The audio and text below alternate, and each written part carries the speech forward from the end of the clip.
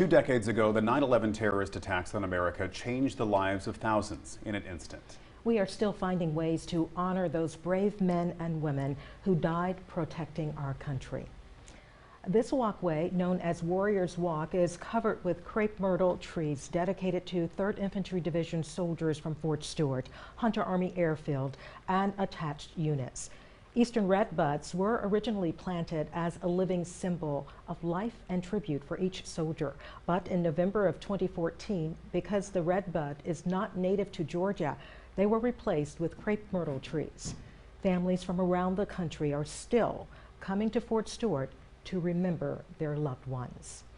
As we remember those precious lives lost, we here at WSAV want to put the spotlight on one of those soldiers. He's a hero who suffered in silence during his tour of duty, and no one ever knew. That is, until Adam Winger took his own life. Adam was, a big personality. That's the best way to explain him. He was happy, full of life, loved life. Brandy Winger is describing her husband, Adam, the young Army sergeant who loved his family and his country. He loved the military. He loved his brothers that he served with. When he smiled with his whole face. The Mount Pleasant, South Carolina native served 4 tours, deployed once to Afghanistan, once to Kosovo, and 2 times to Iraq, supporting operations Iraqi freedom and enduring freedom. In November of 2008, Brandy and their children were looking forward to welcoming Adam home. But the unthinkable happened. Weeks before he was due to return stateside, Adam Winger took his own life. For Brandy and their 7 children, the news was devastating. And he was excited to come home, so it was a shock to me to get that knock at my door, and then to hear the circumstances behind it was a huge shock to me. For me, it's hard to fathom that that was a choice that he made. Ooh. It's been 14 years since her husband died, and Brandy still struggles with the reasons why, oftentimes wondering if there was anything she could have done to stop it, if she failed to notice a clue that her husband was suffering.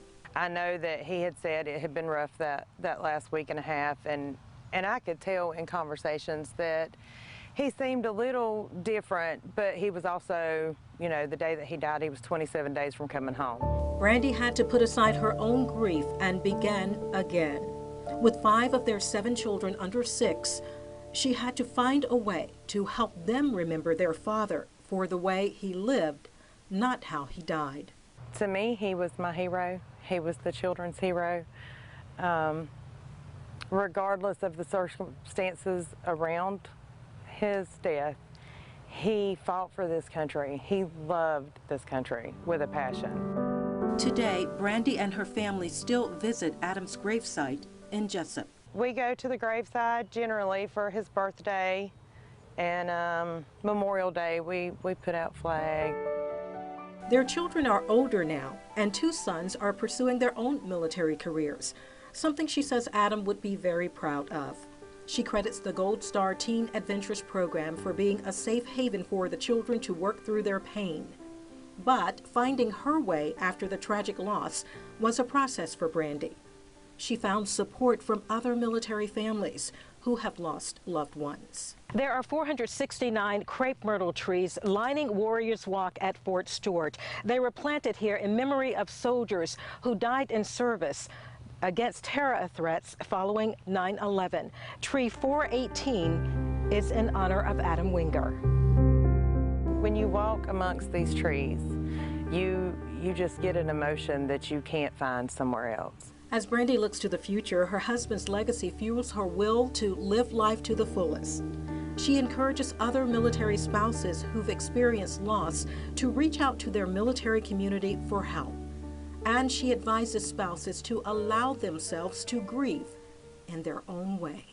Don't let anyone tell you what your amount of time in grief is. There is no amount of time. It does not go away. I found another military widow whose husband also lost his life to suicide, and she and I have become amazing friends over the years. I don't think I could have survived this journey without her. November will be 14 years, and I don't think that I'm ever going to move on from grief, and I don't think I'm ever going to move on from loving him. Brandy says she spends a lot of time practicing self-care since her husband's death. She says time and patience helped her recover, and she encourages those in the same situation to connect with survivor outreach services.